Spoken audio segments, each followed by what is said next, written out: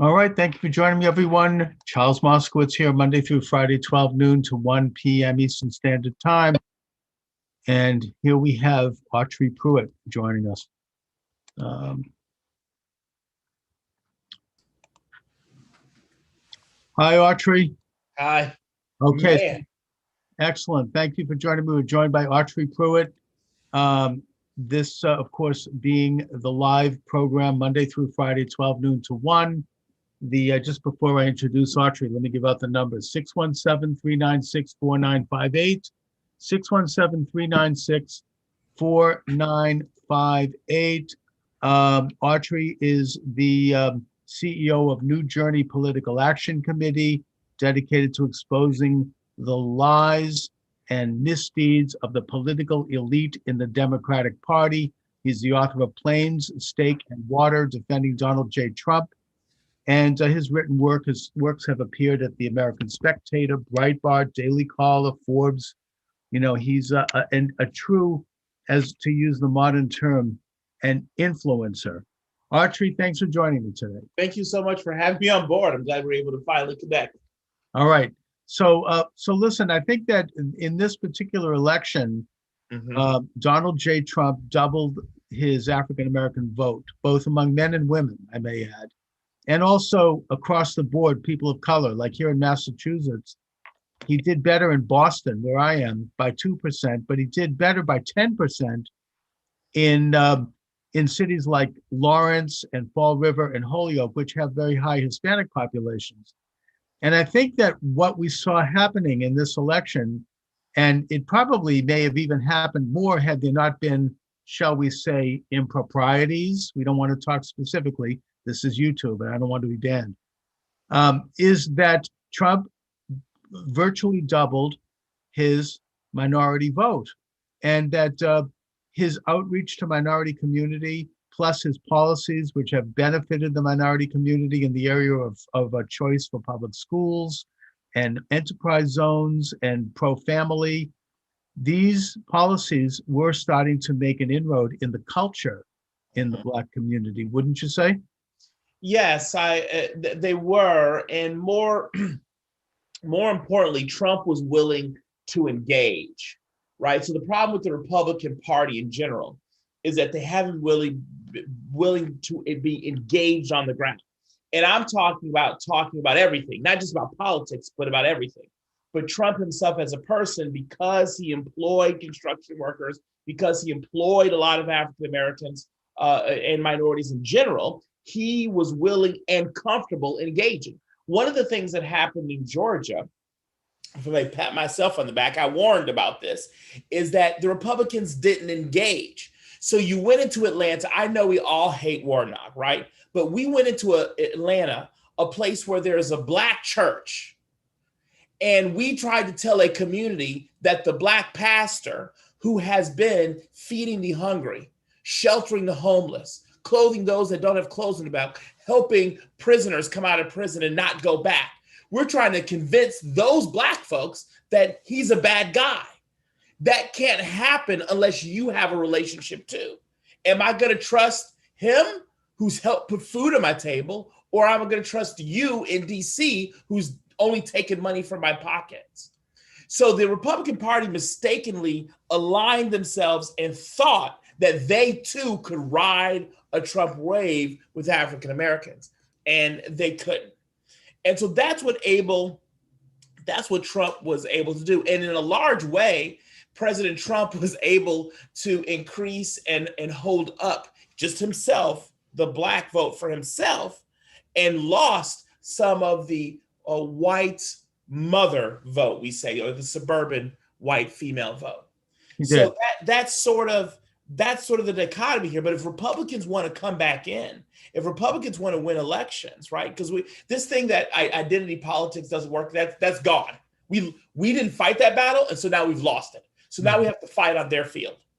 So what we need to do, what Republicans have to do, is they have to be there and actually engage. I'm not talking about slick ads, direct mail campaigns, snapping your fingers. I'm not talking about diamond and silk. I'm talking about actually be there on the ground, help people, engage people, and then in 2 years or 4 years, they'll have more of an open ear because you've been there. Yeah, no, I get it. I mean, they need to go in and actually go, as Lyndon Johnson used to say, you have to press the flesh. You have to go in and bat Yes, people, right. meet people, go to events, show your face, get involved. And Trump absolutely did that. I mean, before Trump is descended from the famous elevator at Trump Towers, he was a cultural icon of the Black community, given all the awards of Jesse Jackson, the Reverend, Al Sharpton, all of those guys had Trump over, had Trump over to parties, and they were giving him awards, and he was, even appeared in rap songs. He was Thank you so much, Chris. Thank you. I said that Trump, other than other rappers, Trump was the celebrity that appeared the most in hip hop, in Black hip hop songs, right? Now, all of a sudden, though, the minute he stepped in that elevator, he suddenly became a white supremacist and a racist. And wait. Yeah. It didn't happen right away. Remember, he comes down the escalator. They do ramp up a campaign, but right when he gets elected, he made a mistake, actually. This was Trump's mistake. He then turned to Hollywood because that's what he knew. He didn't understand politics. So he said, okay, that was all fun and just. They thought they were like him, right? Oh, you're the most horrible person in the world. You're a loser. You're a dog. Oh, now we're best friends. The competition's over. Mm-hmm. He thought that was the case. So when he won, who did he invite? He invited Steve Harvey, Chris Rock, a bunch of Black celebrities. He even selected Omarosa, a celebrity, to run his outreach. Right. But that was a mistake because what he didn't understand was that the left progressive forces of Hollywood was going to put downward pressure on these Black celebrities to distance himself from Trump. Give you a great example. Steve Harvey, who's put out some crazy stuff about Trump, gave a speech to, I think it was Omega Phi, I believe that is the largest Black fraternity. Mm-hmm. And Steve Harvey said in that speech, listen, I proposed to Donald Trump that I wanted to do these vision centers, X, Y, and Z. Donald Trump said, okay, how much you need? Steve Harvey said, oh, probably $6-7 million. Donald Trump immediately picked up the phone, called Ben Carson, Director of Housing and Urban Development, or the Secretary for Housing and Urban Development, and said to him immediately, hey, Ben, get this done. And within 6 months, they had 2 or 3 centers around the United States. Steve Harvey actually told, it's on YouTube if they haven't suppressed it. Steve Harvey himself told that story. And so Steve Harvey was trying as hard as he could to pivot. But the problem is he hosts a Family Feud. He has his own TV show. Sure, and so they put downward pressure on him to distance himself from Trump. So in the very beginning, Trump was starting to make it, but Hollywood just brought too much pressure. They control the purse strings. They do. And who are they? We're talking about predominantly white, upper class, top 1%er, left-wing, suburban, liberal types who despise any. First of all, they'll label anybody who's conservative or Republican as racist. They hate me. Oh yeah, which is a complete lie. But with Trump, it went into overdrive, mainly because he actually was doing things that threatened their power base and their political and cultural control over the Black community by making people question the wisdom of their being in that camp. And I think that he posed thus not only a political threat, but an existential threat to the entire left-wing endeavor that goes back to probably the 1960s when they started to basically cultivate that kind of support through massive public programs. And that he, therefore, anybody who, Trump had to be branded as having something against Black men and women, which is a complete lie, as are anyone who supports him, including Black people. And that this has gotten to an absurd level now, even after he's out of office. Like, for example, this recent this game thing, this company that GameStop, we're basically legitimate, investors who are not part of the Wall Street left-wing top 1% internationalist crowd. They figured out how to buy the stock and undo this short stop system that they put in place where they're going to rip off a company and put it out of business. And so what happens? The New York Times comes along and says, oh, these people are white supremacists. Yeah. It had nothing to do with that. I mean, the word white supremacy has come to mean anybody who disagrees with Trump, anybody who is not on the left is therefore to be labeled a white supremacist. Yeah. I just was told I'm a part of multicultural whiteness. That's what I heard just a few days ago, that I am a part of the multicultural whiteness, that it's a... Well, they're questioning your blackness. These individuals have the reason why these attacks are coming. It may not seem like it because the media's on their side, but they're losing. Yes. They're losing because eventually, after you're broke, mama's broke, grandmama's broke, and great grandmama's broke, and they've all supported the same group of crony politicians. They've all subscribed to the same newspapers and watch the same shows. Eventually, somebody comes along and says, wait a second, this doesn't make any sense. So now what they have to try to do, the left has to try to do, is take a bunch of theories and try to over-explain what your lying eyes and your lying pocketbook have been telling you for years. Right. The Democrats are the party of making you more broke. Okay, we're joined by Autry Pruitt. He is the CEO of Journey PAC. Autry, it seems to me that we need to turn the tables a bit on their narrative that anybody that doesn't genuflect to the left has something against Black men and women, and point out that it is their policies, particularly starting in the 1960s, that have so damaged the Black community and people of color. You take a look at their nationalization of welfare, for example.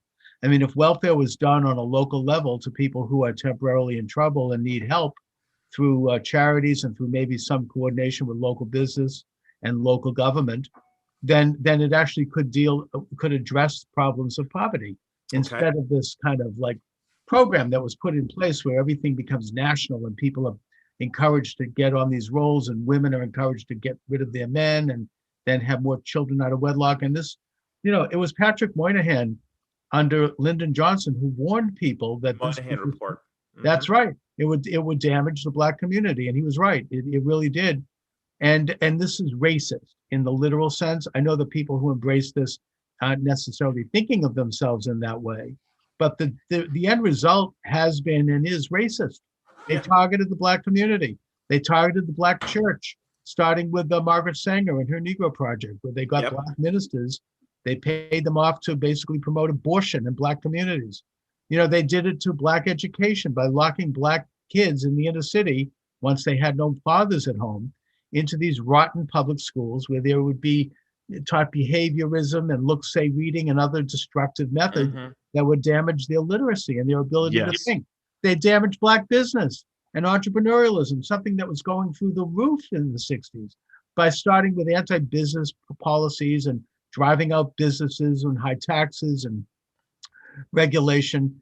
And then they introduced drugs and we could get into some of that. That's maybe a little beyond what I should be talking about. But the point is that the left did terrible damage to the Black community. In spite of that, Black people have risen up and they've become entrepreneurs and they've entered the middle class and the upper classes. And, but it's really not because of them. It's in spite of them. Well, and now go ahead. Oh, well, in the left, and what's crazy is now we heard just what you outlined, your taxonomy of the destruction of the left in the 60s. Now, let me move it to the last 2 weeks. Keystone Pipeline put Black folks out of work. Oh, thousands. Right. Now you have a bunch of rotting pieces of a pipeline that are going to sit there collecting dust, and it's a gift to the oil companies because now the cost of oil is going to go up, which is going to hurt working people.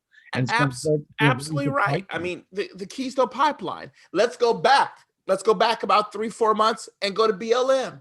And as BLM and Antifa destroyed, forget about downtown Seattle, forget about Black neighborhoods. The stores and the businesses, most of those that they blew up were done in Black neighborhoods. Talk about insurrections. They spent the whole summer looting Black businesses, burning Black neighborhoods, killing Black people in Chicago and St. Louis. It's an unprecedented number. But you're right. Children. You're right. And the liberal media only wanted to show you Gucci's and Chanel's and that stuff. They didn't show you the majority. If you go to our website, newjourneypac.org, and you look through all of our work, you'll see some of our commercials. And some of those commercials we highlight. There was one in particular where a lady's on her phone. She's crying because she has a baby. And she says, where am I supposed to go get food now? Where am I supposed to go eat? You claimed this was about Black Lives Matter, but it wasn't. Then there was another lady who owns a pizza store, a Black lady who owned a pizza shop. And she's going through her shop with what appears to be her daughter. And she says, you lied. You lied. You said Black Lives Matter. Look at my store. Look at what you did to my store. That is the left. So I don't care if it's the 60s, every stage, every decade, starting, you can go back to Woodrow Wilson, but I won't go back that far. Let's start from the 60s, right, to the 70s left-wing progressive housing project that denied Black mortgages in the 70s, to the 80s, right, where the left wanted to pretend it was just Republicans. No. They lined up too to separate the difference between crack and powder cocaine and sentence disparity, right? To the 90s and the destruction of the Black church, to the early 2000s and the destruction of Black wealth because you wouldn't allow people to get into the market, to now. I mean, so the left is the center. Actually, I wouldn't say the center. They're the leader. They're the catalyst to every time Black people have had a pushback. Every time you can trace it back to someone on the left. I'd rather you have Black Lives Matter, which is predominantly a white suburban, just like we said, but you find, and by the way, most of the people in my neighborhood in greater, I live in Boston, but I see these. I love Boston, by the way. Thank you. We have a new hotel there called the Encore at Bell Harbor, I believe. It's beautiful. Oh yeah. I was just there for a meeting about a year ago. What do you, yeah, I mean, next time you're in town, drop me a note. I will. But yeah, it's a great town. But you've got these lily white left-wing liberal suburbs where you have Black Lives Matter signs on their wealth lawns, on their estates. And these people, it's just a euphemism for hating Trump. I mean, there's nothing to do with anything else. But the point I'm making here is that they don't really understand or know the actual nature of the Black Lives Matter organization, how radical it is, how much it, as you say, has damaged the Black community. But, and they ascribe to this nice sounding slogan. Of course, Black Lives Matter. I mean, it was like in the 1930s, you could have communist groups called Peace and Love, Apple Pie and Motherhood, who's against that? So it's propaganda. But the point is that they are advocating, and they were very successful at advocating last summer and right into the fall, the defunding of police departments around the country. Now, they made the case that the police departments and policemen need to be better trained in terms of how to function in the Black neighborhood, but they're missing one piece in that discussion, which, and by the way, I think that's true. And Trump tried to do that with a bill that was rejected by the left-wing Democrats, right? Because they don't want Trump to get credit. But the point is that there is a crime problem there. And the police are protecting the 99% of people who live there, who are trying to get to their jobs, trying to get their children to school safely. What are they, what about this business of then coming in and taking police away from those neighborhoods? And what about asking? That was the thing for me. At no point did someone go into the neighborhoods and start talking to the voters and saying, hey, what do you feel about us removing the police from the streets? This one, what is like 1 mile block in Chicago where 333 murders happened in the previous year. What do you feel about us just saying, okay, cops, go home? Right? This is what's insane. This is what's insane. And that's why you have to be, circling back to what you said earlier. And Chris, I really commend you. I've done a lot of interviews. You are the only one so far. I don't even have them all up. I've done so many radio and TV interviews, Skype interviews, podcast. You are the only one who has said without my prompting, what you said today about being there, about Mhm. speaking up, about it's amazing. And part of that is because even on the conservative side of big conservative media, Right. there's still stuff you can't say. Well, we have to do as Bill Clinton so accurately said, we have to have a national dialogue on race. Yeah. It's just that simple. And I mean that. Of course, I don't know if Clinton meant it, but that's, he wanted to have a national dialogue on how the left can advance. But Yeah. putting that aside, here in Boston, Dan Lothian, who is a very respected reporter, is doing a special on WGBH where he's talking about racism in the Boston Police Department. And I guess that I'd ask you, Autry, do you see this as a major problem? And because he has people, guest after guest, most of whom are Black men, saying that they have always had a problem with getting stopped by police. They feel intimidated, they feel concerned. And I can sympathize with that. I mean, I don't want to have police, abusing their powers against anybody. I mean, I'm sympathetic to that as a conservative. I don't like, policemen are government officials essentially. And if they're abusing their power, we have to have something done about that. Of course, Dan Lothian is not talking at all about crime rates. He's simply talking about this particular phenomena. Well, Is that a problem? Has that been a problem for you? Well, for me personally, there have been some incidences. I've probably had just as many good incidents with police officers as I've bad. I think I've been stopped 4 times in my life, all by white police officers. Mm-hmm. 2 were just fine. 1 was a little suspect. That one I don't know if it was racial, but I definitely felt that the police officer was on a power trip. And by the way, if you spend any time, so I grew up with no money, right? So I grew up with no money, broke, busted, and disgusted. And I had a lot of white friends. I had Black friends who I lived in a Black neighborhood. And then we ended up moving to a different area to change schools, ironically enough. But I was still poor. And I ended up with a lot of white friends who were also poor. Mm-hmm. And what I found is that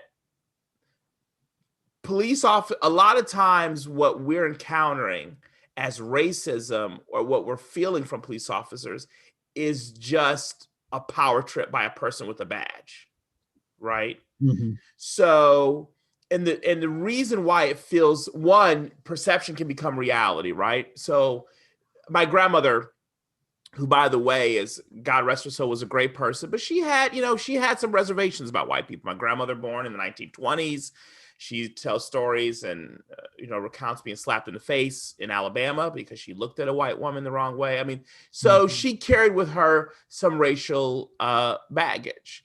Sure. But I never forget one day we were driving along and someone cut, her off, and he looked out the windows, this white guy. And I was little and I was like, oh, racist. And my grandmother looked over me and said, no, most of the time people are just a-holes. And that stuck with me because that's when I realized a lot of stuff we attribute to racism, even a lot of bad stuff we attribute to cops are on a power trip or they make you do this. I have found when you go talk to poor white people, for example, or poor Asians, that they pretty much say, yeah, they have problems too. And it's usually because it's on a power trip. Now, what's the difference between the class? The difference between the class is, 1, a police officer going into an upper class neighborhood acting a certain way knows that those people have the resources to make their life a little tough. That's 1. And then 2, if you have resources, you're just looking to get through it. So you're like, yes, sir, no, sir. Okay, give me the ticket. You can pay the ticket. I can argue the ticket, and you're moving on, right? Because you got stuff to do. So a lot of times the things we subscribe to police aren't really race related. I believe they are, and the statistics bear this out even with shootings. They're not race related. They're just power trip related.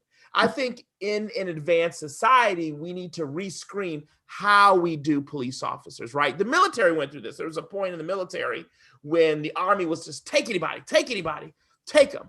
And so if you couldn't find any job, you couldn't do anything, you just went to the military. And then at some point, as the military advanced, as rules of engagement got more complicated, right? It became much more of a, okay, we're gonna change how the makeup of this looks. You now, we're not taking anybody. You actually have to have some qualifications to get in. So I think with some police officers, we have to do that. But I think most of the time, it's, if you have an incident with a police officer, it's usually just because of their personal power trip, and they probably have that with everybody they meet, not just you because you're Black. No, right. And also, we cannot throw the baby with the bathwater in that, they are going out and risking their lives at times in high crime neighborhoods where you have drug gangs and you have people who are committing terrible, violent crimes. And they don't know if they come back in one piece. I mean, it's like, it's easy. It's kind of like when you criticize people in the middle of a war and they're on a battlefield and they were snipers and they're frightened and there's stuff going on.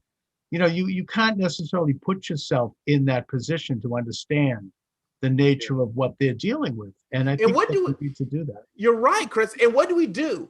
By the way, we send you off to combat 6 months to 9 months. We bring you home after your tour, get you conditioned, relax, normal, and then maybe you can do another round again and come back and go out again. Deployments, right? So I am not a psychological expert in military planning or police planning, but I'm just looking at this logically, right? What my brain can put together. And so maybe I'm saying, maybe what we need to be doing is thinking about deployments, particularly in areas like high crime Chicago, high crimes areas of Detroit, high crime areas of Birmingham, Alabama, right? Where you go out into that community 6 months, 9 months and deploy, right? And then you come out. So in a cases where, okay, this is a high gang area, this won't work for everywhere, but particularly area like Chicago, having a cop there I'm not giving an excuse to a cop that beats up or does something wrong. That's not an excuse. I'm just saying, if you're put in that situation for 4 or 5 years, you're working in the worst area in the city. Can we be surprised that you become jaded to everyone you meet? Right. Okay. New Journey PAC is the organization. Autry Pruitt is the CEO of New Journey PAC. It's a conservative outreach, particularly to the Black community. Autry, one of the first acts of President Biden as an executive order was to get rid of the 1776 project, which was made up of a lot of solid scholars, including a lot of Black scholars, I may point out. And replaced that with what had been there before, which is critical race theory. And this, I think, is a pretty significant cultural event because this document was, in a sense, there to guide public education on American history. And the critical race theory, I think, is something that's, to me, it seems anti-American, at least, if not outright racist. And, it basically puts everybody in the country under a microscope and to find out whether or not they're racist. And, and it's very political in that it only targets people who are not on the left. They wouldn't put Biden under that microscope. They wouldn't put Kamala Harris under that microscope and see that she put 1,500 young Black men in prison at the time when she was answering to lobbyists who were trying to push for private prisons in California. No, it's only people like me, people who are conservative, because you were seen like in 1952 in a hotel room and David Duke was staying at that hotel. Or something, they'll find. Yeah. What do you make of that? I mean, in a broad sense, what about, the basic premise there, which is white privilege? Okay, so I'll address two things. The first thing is how we get there, how someone like Biden gets there, anybody gets there. One of the reasons we got to be conscious of education is because when you reach certain levels, right? I'm a CEO of an organization, Biden's president, you run your company, you then begin to rely on advisors.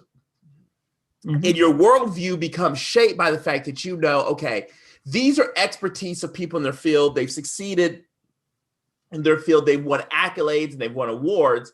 And so I don't have time to read critical race theory for myself. So when they come to me and say, listen, this 1776 project is X, Y, and Z, critical race theory is academic, it's advancing, it's well-researched, there's a trust bought in there. And now academia has become a big, I was going to use a term called a circle blank, but I won't say that so. But it's becoming a round robin, right? It's everybody preaching to the choir. There we go. Right. That's the nice Christian way And to say also, it. there's a lot of money involved there. There's Exactly. Grants, research. So Biden is being influenced not by anything he's read himself. I doubt he's read critical race theory or even a summary of it or a summary of 17. I don't think he's read too much at all in recent months. Anyway, in recent months, I really believe, and by the way, that's a whole nother, the bureaucracy of the legislature and why we get bad laws is a whole nother topic. But at any rate, so that's the issue. So that's the problem. So when you say, when I look at the notion of white, the way I look at the notion of white privilege, right? I look at it and say, this is poppycock, this is hogwash, this is something that it does not exist in the way that's framed on the left. That's the best way to say it. Sure. Right? Now you're going to make it now if you wanted to say you have someone who is you have a black male that's X, Y, and Z, you have a white male that's X, Y, Z, and they both walk into the job. Does that white male enjoy privilege over the black male? Well, intrinsically, what critical race theory would say is yes, or any of these theories on the left would say yes, automatically the white person. But what my theory says, it depends on who they're interviewing. If the person that's interviewing them is a racist, then yeah, right. If the person in them has is biased, and yes, and then they want to argue that there's this implicit bias and stuff. The problem is that in everything there's implicit bias, right? Right. There's implicit bias in everywhere. So the question is, you got to be educated and just be aware of it. But the bottom line is, white privilege as the concept the left rolls out, I'm sorry, but it's like what Lil Wayne said, right? Lil Wayne, who by the way was just pardoned by the president, was interviewed by Piers Morgan some years ago, along with Morgan Freeman. And they were asked about this. I've heard that, right. And they said, you know what? You don't want to ask. And Morgan Freeman's a person on the left, by the way. Sure. They're like, you don't want to ask me that question. And you can't say it. You can't say, and it's not about picking some exceptions. In almost every single area, let's go to finance, Kenneth Chenault, black man, CEO of American Express. Go to manufacturing, Ursula M. Burns, CEO, black woman of Xerox. Turn to fast food industry.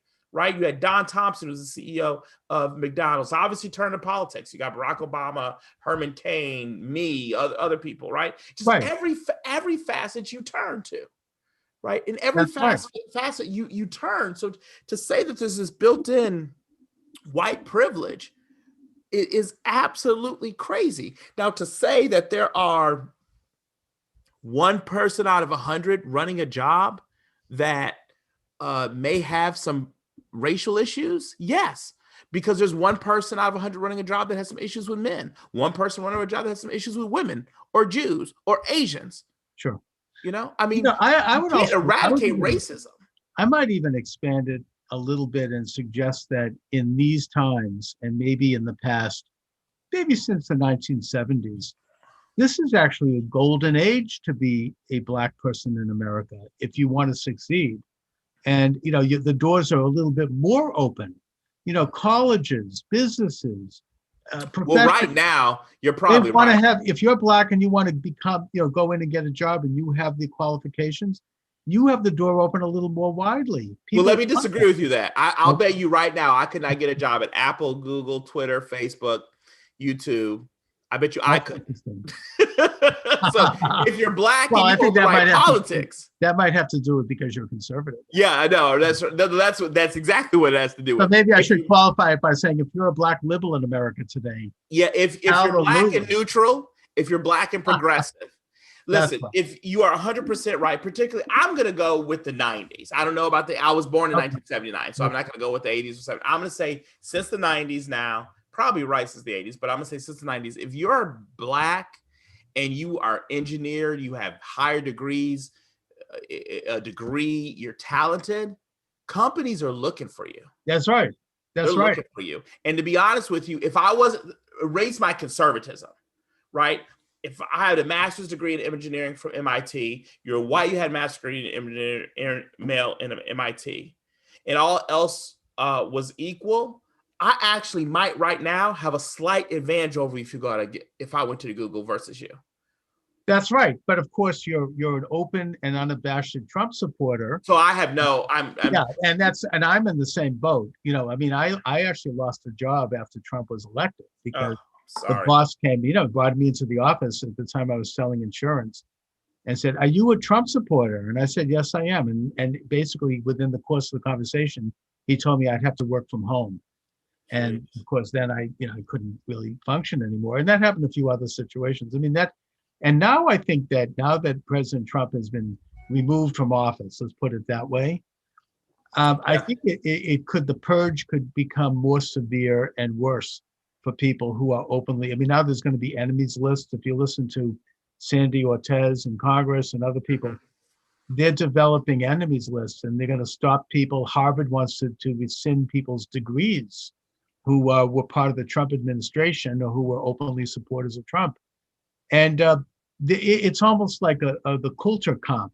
I did not realize, I had not heard that yet. I did a show a couple years ago where I predicted, I said, it's just a matter of time for these universities to start to take away degrees. I didn't hear that that's actually on the Well, I don't think they're actually, I mean, there's just a movement among students. It's just a movement amongst, yeah, but they're not doing, but they might. It starts with that. That's where it starts. Yeah.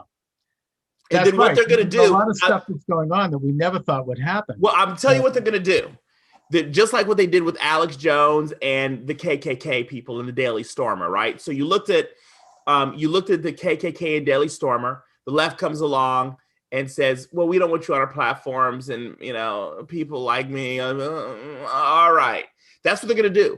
They're going to find someone like Richard Spencer. Find the least desirable people, the ones exactly. It starts there. Richard Spencer, I believe he is a white supremacist. He has a PhD or a JD or something from Yale. I think it's from Yale, one of these Ivy League schools. Yeah. He would be the target. They would say his views are so repugnant, so this, so that, we want to take away his degree. And if we allow that to happen, then it's game season. It's open season on everybody. Well, yeah, and I think that's kind of what we're looking at, and a lot of the rationale that they're using, the raison d'etre, is this allegation that it had been Trump supporters who had essentially breached the U.S. Capitol and stopped the joint session of Congress, which is something that is a half-truth. It's sort of not proven, and I think that even if it was, what the. So because 100 lunatics, let's say I give it to them. Let's say I believe that this group was together and they were trying to take over the U.S., right? That was the insurrection. They were going to take over the U.S. Let's say I buy all of that. You mean to tell me if 100 or even 1,000 followers of one lunatic, 1,000 lunatics of one person that they follow, is going to go and take over something or try to take over something, that makes the whole class of people the same way? Well, I mean, look, there were almost 1 million people in Washington, and they were mostly families and people of all ethnic backgrounds who were there simply asking that you're right. Not to mention, it's been proven that the thing at the Capitol started before Trump even started speaking. Well, they had started breaking the idiocy of that whole charge anyways.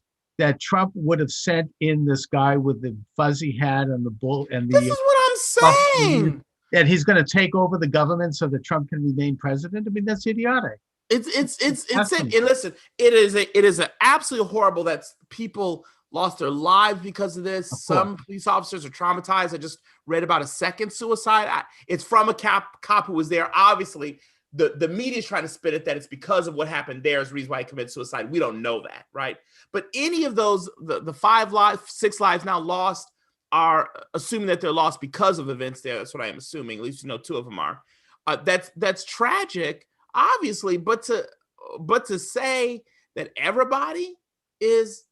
Well, we also have evidence that some of the people involved, at least, were part of Antifa dress. Yeah, like the one black guy who did the Uber commercial, the black guy who does a national commercial for Uber, who is known activist for BLM, was there in the Capitol. Yeah, I think you're talking about Sullivan. Yeah, I mean, this is insane. And there were others now coming out. And I think that well, hopefully we'll get some kind of an honest FBI investigation. I don't know if we will, but ultimately, I think it's a bit of a rush to judgment in terms of who this is, and it fits conveniently into a narrative.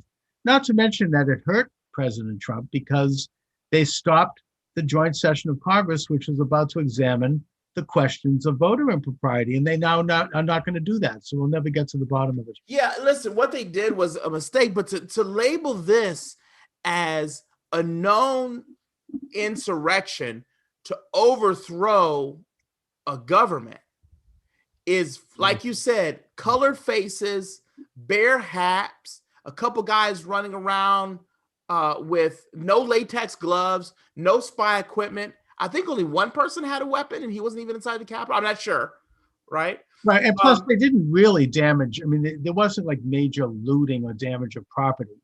I mean, they strolled through they showed them strolling through the hallways. And to me, what was the most disgusting thing was every single day for 7 or 8 months, people in these big cities and urban areas of New York, Chicago, even now Chicago, they live in terror. Imagine this, the Black grandmother in Chicago.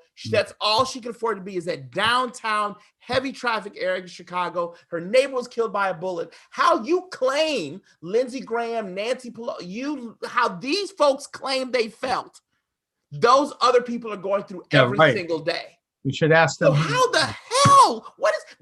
That's my problem. I had this conversation with one of our vendors. She was writing a letter on our behalf. And I tore a new one because I said, because she's in DC, and she said, oh my God, it's just this. And I said, don't cry to me about this stuff. Because if you were so concerned, that's how you are about the elite and yourself, and you knew they weren't going to do anything because the military, the service was right there to stop them. So it was just a matter of them not being preemptively there. But you knew that even if they would have managed to take over, that wouldn't have lasted. Right. It wouldn't have lasted. Right. Were they going to go down there and take folks hostage? No. And what really upsets me is that they have all this talk, 20,000 National Guard, right? 20,000 National Guard in DC.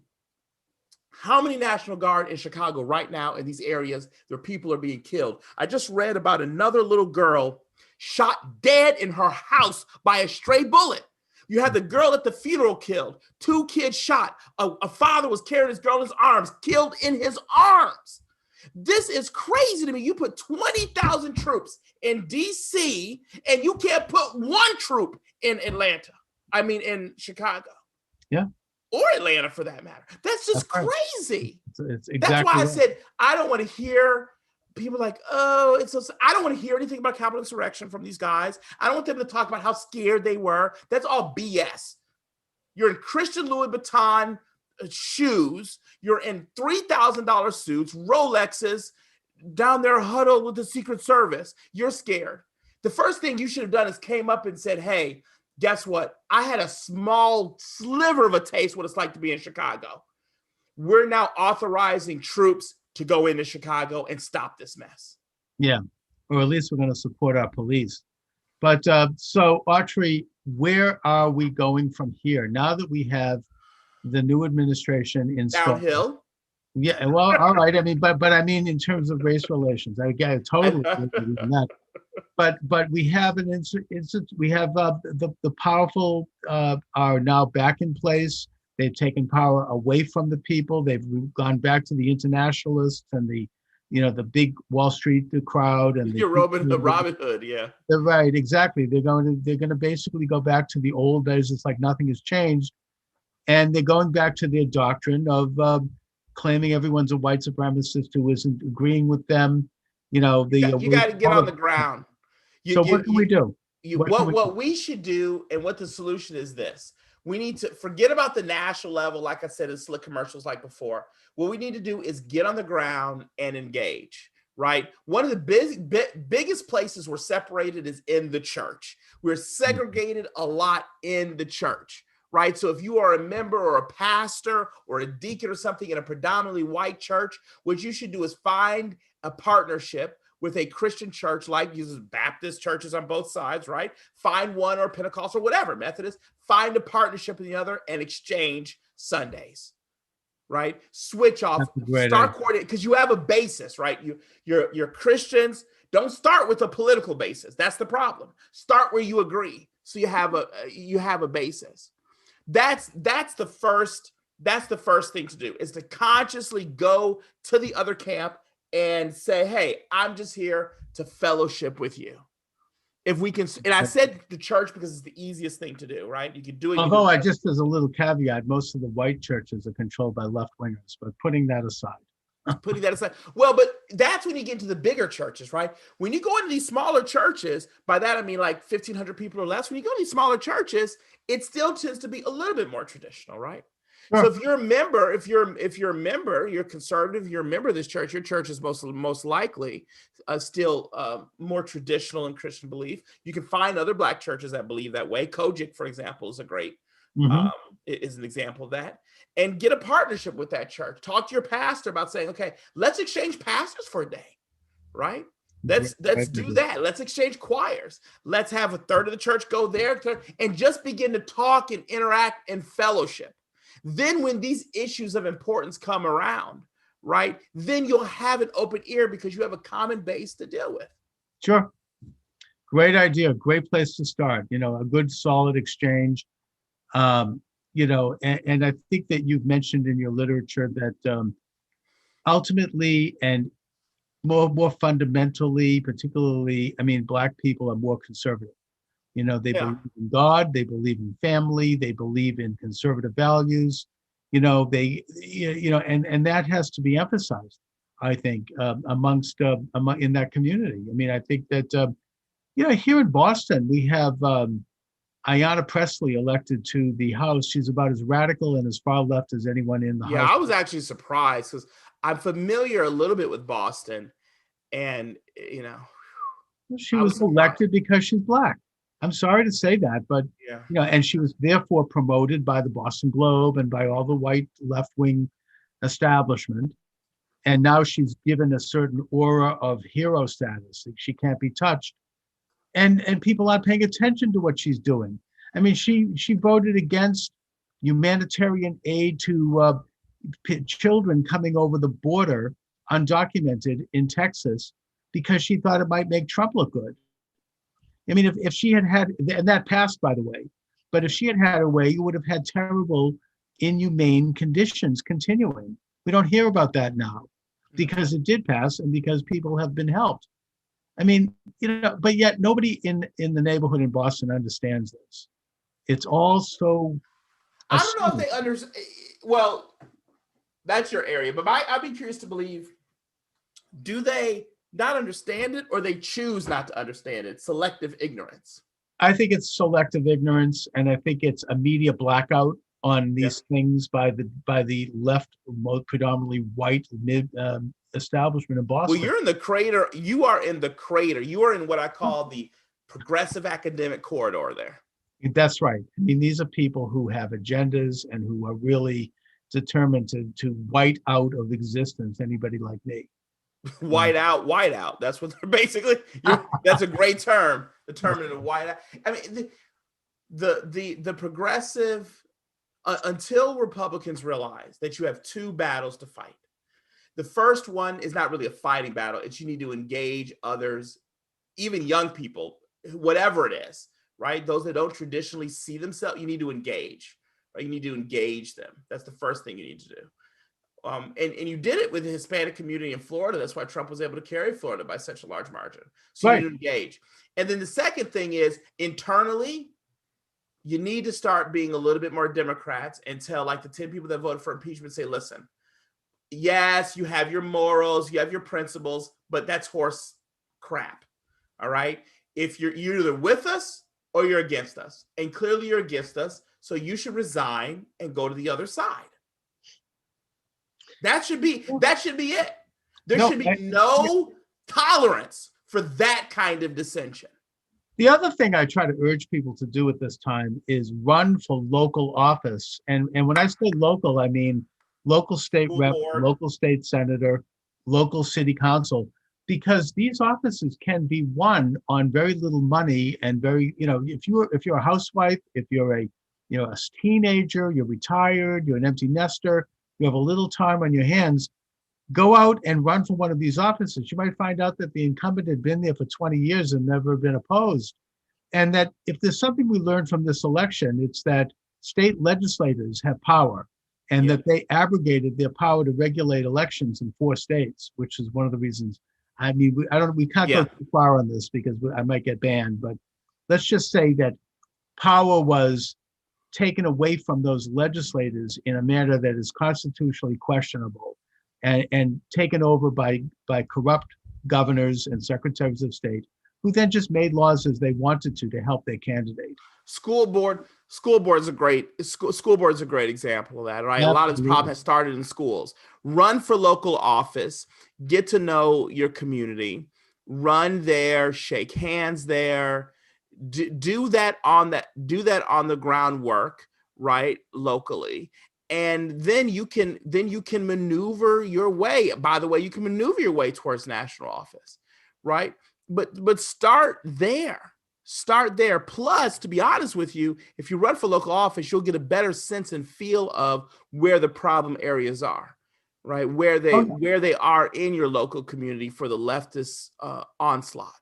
Exactly. And the thing is that even if you don't win, and you might be surprised how you could win, you're going to get a few issues knocked over the plate. The media will have to cover it. You will get interviewed, and you will. It's almost a civic obligation. I mean, look, I ran for Congress myself, so I mean, I'm speaking from experience. That it's an exhilarating experience. You get to bring up a few issues you care about, and you get them introduced into the public fabric, and people start to think about them. So, anyways, Autry Pruitt, I want to thank you for joining me. Please let my viewers and listeners know where they can find out more about you and your organization, or anything else you'd like to share. Yeah, so go to newjourneypac.org. That's newjourneypac.org. If you click on people, you can see the wonderful staff that works for us there. It's such a great staff, and you'll be surprised the diversity and age and race. It's amazing. Gender diversity. So go to newjourneypac.org. You can read all about us there. Look up our work. When you're there, click on our work and see we produced 50. Now I think we're up to 55, but we produced 53 commercials during the election cycle with like 10% of the budget the big organizations have, right? That should tell you something about the RNC's budgets right there. You can look me personally up at my name, autrypruitt.com. So just go to newjourneypac.com, look us up, and donate, give. By all means. That way, maybe you could take on the Lincoln Project. That's right. We actually are working on something. Oh, that's good. Okay, I hope so. Autry, let's stay in touch. Please drop me a note from time to time. I'd like to have you back as a regular, and we can keep on keeping on in these times. Thanks a lot, and I'll talk to you soon. Talk to you soon. Thank you. All right.